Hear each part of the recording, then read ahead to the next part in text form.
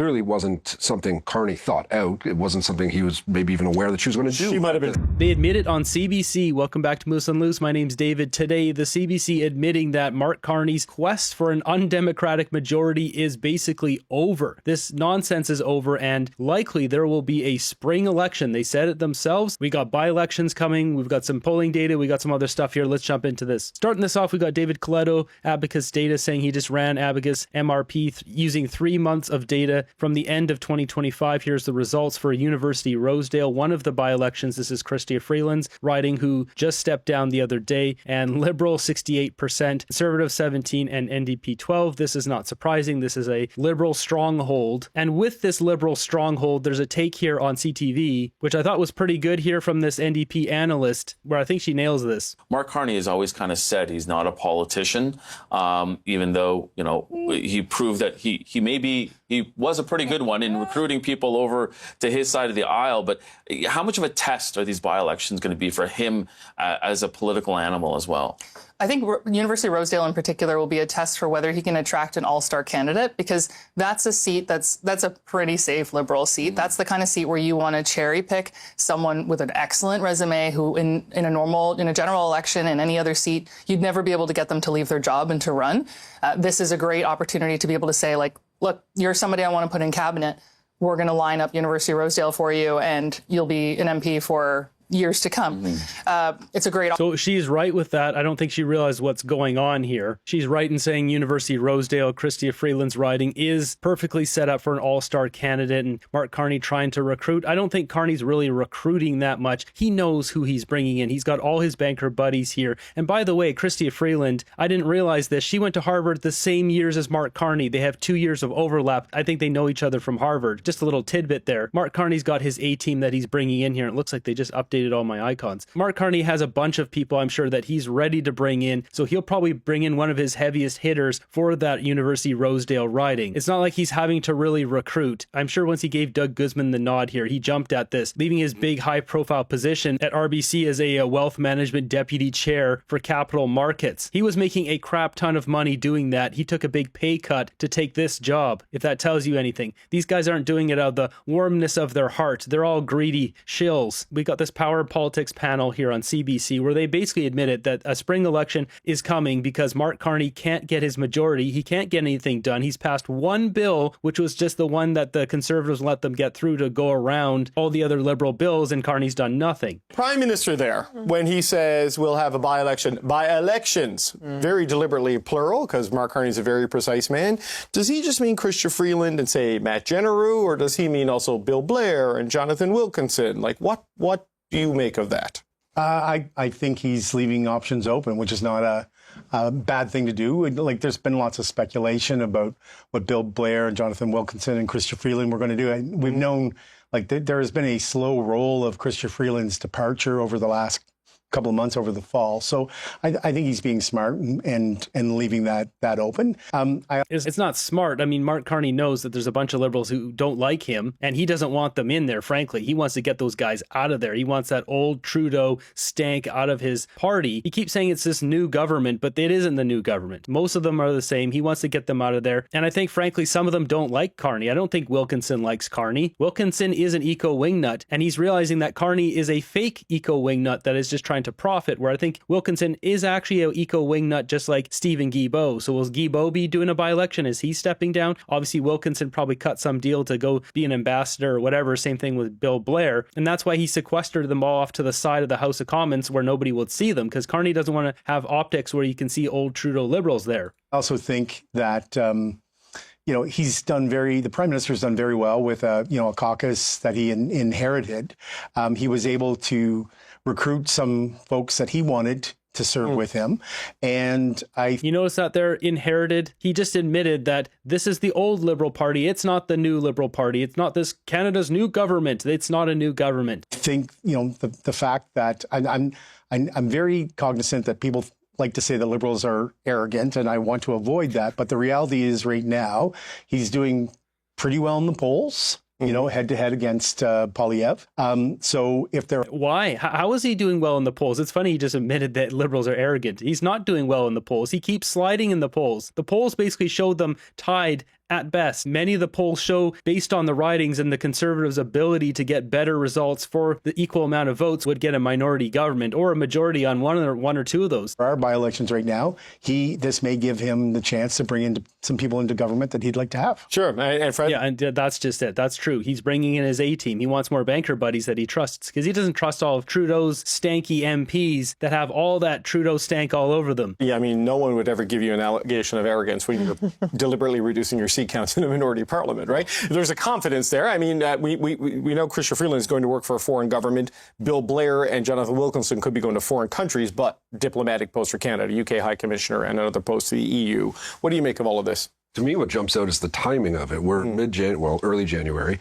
Elections Canada rules, seat has to be vacant for 11 days before you can even call the by-election. So we're not getting a by-election call for another few weeks. And then it's 30. Yeah, so 46 days is the first by-election minimum from yesterday before they can get that Rosedale position back. I'm guessing Carney's going to call it right away and get one of his friends in right away. The question is who? I have suspicions of a handful of people. 6 days minimum. So there's a lot of Parliament that has to sit in between that. And, you know, we were talking right before the break, how close is Carney to getting perhaps a majority government? That's going in the opposite direction now, back the other way.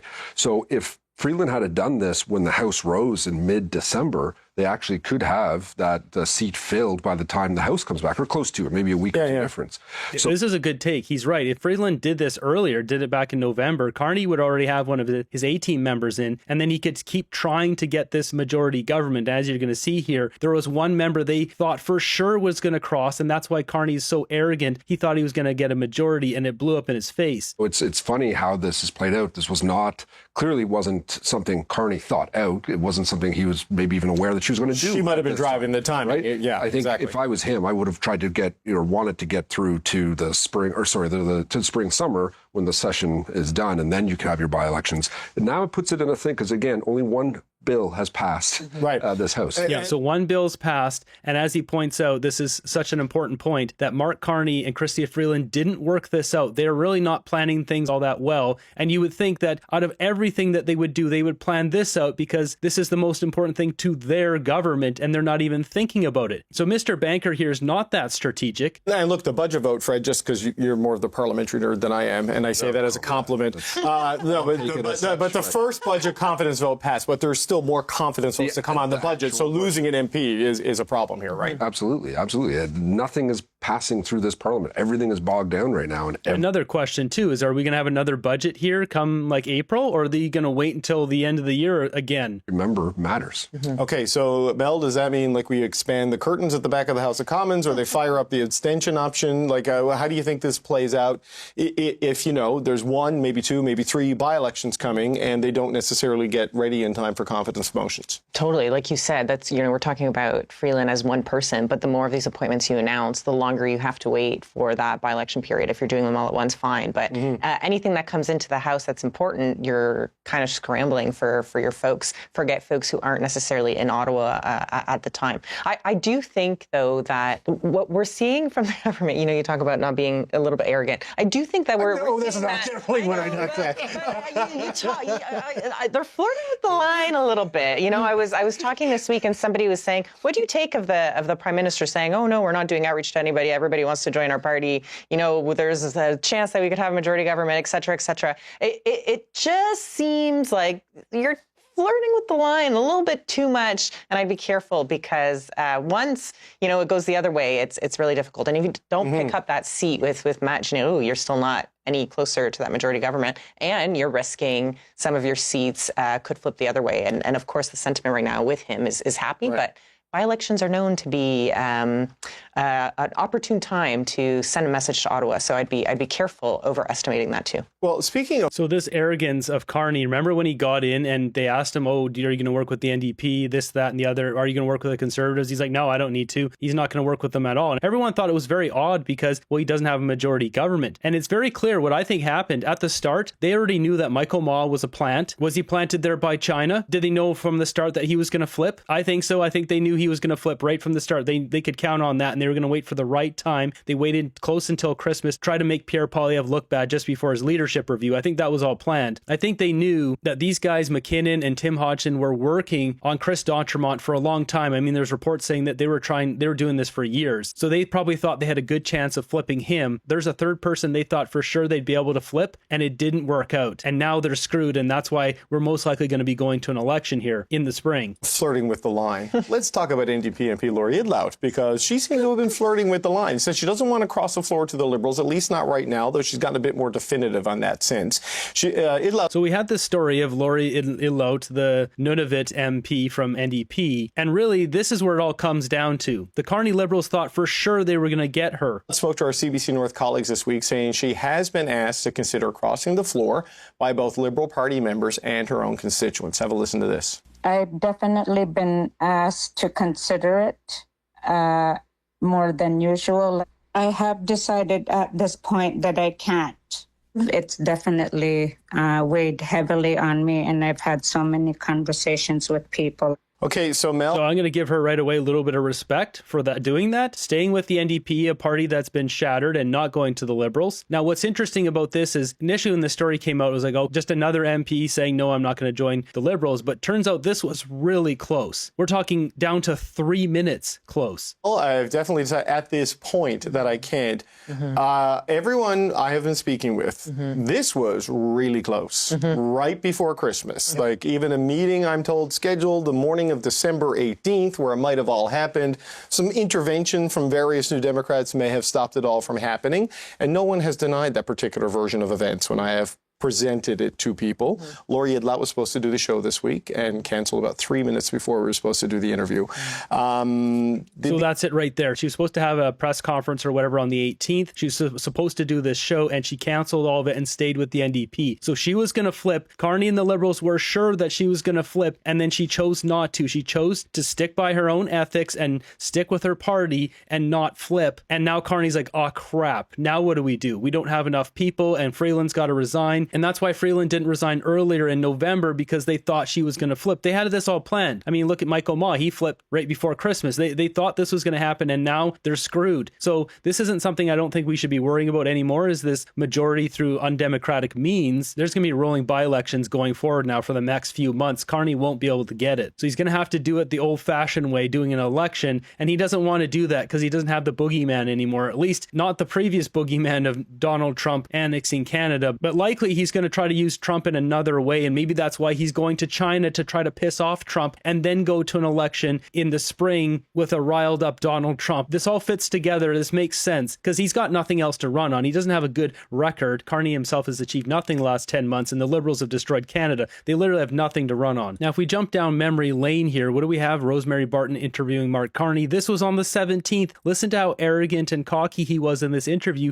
thinking that Laurie Idlout, the NDP MP, was going to flip. Turns out she didn't. Since you've been elected. And yet we have the best deal of any country in the world. But that's not what you were elected on. You were elected to get. Was I not elected to get the best deal of any country? So that's no, I would have thought. So that's it. You're done. Better is always possible, Rosemary. We can always do better. He's got this cheeky, smug grin on his face. He thought he had a majority. He wasn't going to have to work for it. Mr. Banker just coast through life. Same thing as the governor of the Bank of England or governor of the Bank of Canada. I mean, is there really any checks and balances on that kind of job? This guy's been coasting through life for years. He thought he had a shoe in here, and it all fell apart. Now, finding a piece of footage the day after the 18th is very hard. He had a Christmas message, but I think that was pre-recorded, so I'm trying to find something where it was like right afterwards to see his body language. Unfortunately, I don't think there's anything really right after the 18th. All we have is this interview from January 6th of him just like a couple days ago talking about Ukraine. He doesn't seem all that enthusiastic in this interview, but really we need someone to ask him a question about floor crossers or specifically about Laurie. The largest military buildup in generations coming up. I mean, he looks pretty defeated here, but I don't know. It's not enough. I need to see him asked specifically about Laurie or any sort of floor crosser situation information to get his initial gut reaction, which he can't control. The NDP, it seems like they were that close to losing a member, and Mark Carney was that close to hitting 172. You know, when he said to Rosemary that there was a spectrum of MPs that was interested in their party, I immediately went, "Oh my God, that's one of ours!" Right? That was my instinct. That was my instinct when he said that, because you don't say that if it's a Conservative MP. You only say that if it's not a Conservative MP. And I don't think anybody in the Bloc is lining up to join the Liberals at the moment. The Bloc are getting a boost from the Separatists, which hurts Carney in the polls. It's going to hurt him getting seats in Quebec, and Carney knows it. So he's between a rock and a hard place now. What's interesting, though, is when I did hear that, I did think it was Lori, because out of all the MPs, she is definitely the one that's the least partisan out of folks. So it wasn't necessarily the North is like surprising. That too. Nunavut is a non-party based kind of political structure, right? Yeah, totally. Yeah. So that I understand. You know, maybe the pressures of the conversations happening there. I would hope that you'd be a little bit more definitive when you're being asked the question of whether or not you're going to join the governing party. I also think, you know, you've spent the last however many years criticizing this government for not doing enough for folks in the North and for not doing enough for Indigenous people, that it would be difficult to then explain why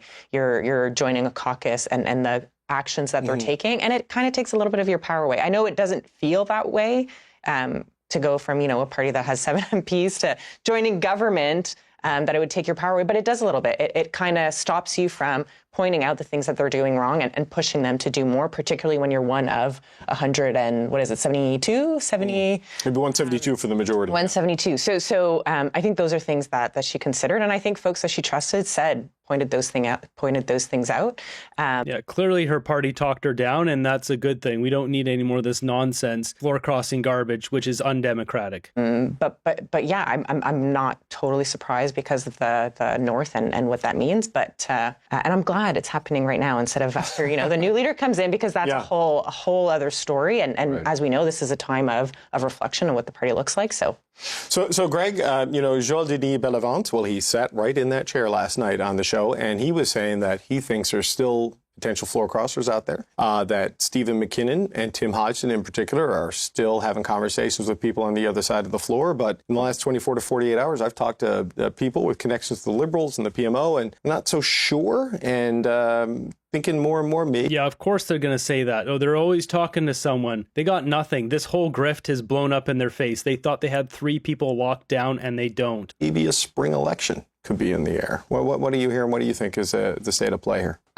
I think that because of the way the speculation probably prevented a floor crossing or two and put a lot of pressure, a lot of unnecessary, perhaps even disgusting tactics were used on people to threaten them. Disgusting tactics to prevent floor crossing? How about disgusting tactics to get people to cross the floor? Come on. These guys are unbelievable. And as we just heard there from David Cochrane, spring election, if he's saying it, then obviously that's what's coming down from the Liberal Party. Most likely spring election, because Carney doesn't want to keep governing and not passing anything. He'll get nothing done. It'll make him look bad. He has to go to another election. To keep them from crossing. So, we talked about what a surprise Michael Maw was.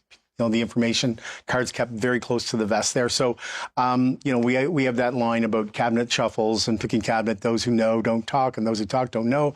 I think it's being applied here. I thought we were going to be talking about new Liberal MP Laurie Idlood when we were taping our final Christmas shows.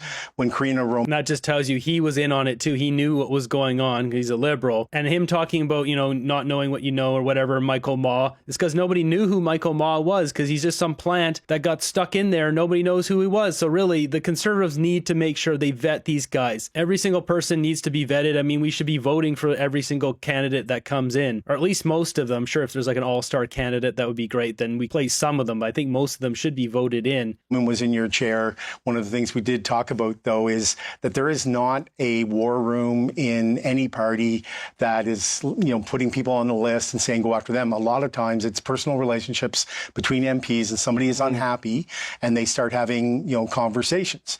I know that, I've talk to a Conservative MP who is not happy but could never ever see themselves as a Liberal. So there's degrees of that. What about degrees of Liberals not happy with Mark Carney? Why do you think Jonathan Wilkinson is leaving? I don't think he likes Mark Carney. I think he's sniffed him out and realizes that he's not the real deal. Same thing with Guilbeault. Guilbeault realized he's not the real deal, the real net zero champion. Because a lot of those Liberals are. I mean, same with Nate Erskine-Smith. He's going to leave. The way he's prepping his X account and what he's putting out, he's going to run for that Liberal leadership in Ontario. He's going to be gone too. That's going to be 3. Add in Bill Blair, that's 4. Jenna Rue, that's 5. Throw in some other of these people. Who knows? Melanie Jolie. Carney wants to get rid of all these people. He wants to bring in all of his Harvard and Goldman Sachs buddies because they all were through the same thing. They all think the same way, and they're going to run their grift all together. And the more he's got on board, the easier it is for him to do this. He wants to put one in every single position, and he knows he's got his A-team together. So, of course, on here, they'll never criticize Mark Carney for having people leave him. If they're going over to Europe or whatever, it's because they're expanding their career and trying something different. It's not because Carney is awful as a leader. As for, criticizing the other party and then crossing the floor, I don't think that ever stops anybody. I mean, Leona Alislev said all kinds of things about the Conservatives. Michael Moss said all kinds of things about the Liberals. But at the end of the day, I mean, I think perhaps with Lori Idlund, she may be able to make the argument that I want more for the North, and I'm going to, as a representative of the North in the Liberal caucus, I could get more accomplished. I would push back, though, and say how many of those folks were successful in coming back in the House after they switched. Yeah. I think that's... Yeah, like almost none. If you cross the floor, your career is over. You just get annihilated. Because on both sides, you're not trustworthy. Nobody wants a rat representing them, period. It's a very low return rate. Belinda Stronach was elected as a Conservative by about 800 votes, and as a Liberal, when Paul Martin was losing, she won by 5,000. So sometimes it doesn't hurt. Right. Yes, but broadly, I mean, Mel is right. We've had Alex Maryland on, Fred, and he's just co-authored a book about this. It shows a lot of floor crossers. They get smoked next time around. So that happens, right? For the main reason is most people aren't voting for them at all. They're voting for leader and party. So Exactly. We're all voting for leader and party. Who's the leader of the party? That's who I'm voting for. Most people don't even know their local MP all that well. And if they do because they're a floor crosser, then, well, people want to know who the rat is. Now, with Mark Carney going over to China with Michael Ma, I bet Carney comes back with something that will really piss off Donald Trump he can use for the next election.